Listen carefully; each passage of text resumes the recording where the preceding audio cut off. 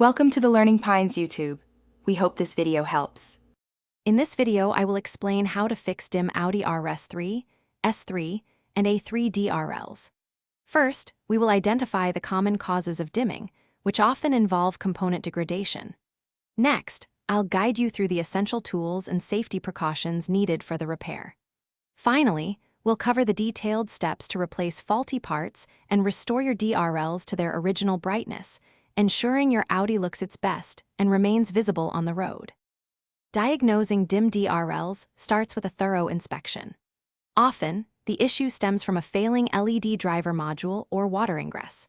Use an OBD-ROMAN 2 scanner to check for specific fault codes, which can pinpoint the exact problem area. Visually inspect the DRL housing and connectors for any corrosion or moisture. Also, confirm the voltage supply to the DRL unit is within the manufacturer's specifications, typically around 12 volts, to rule out power issues. To begin the repair, always disconnect your car's battery to prevent electrical shorts. Next, carefully remove the front bumper and then the headlight assembly. This usually involves several bolts and clips, so take your time.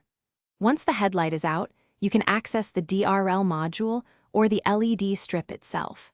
Replace the identified faulty component with a new one, ensuring all connections are secure before reassembling everything.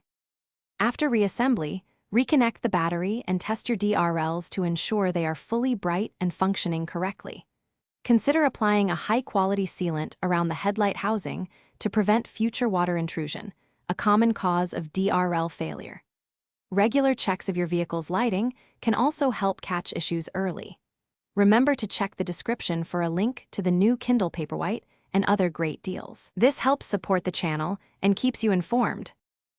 Thanks for watching. Consider subscribing if we helped you.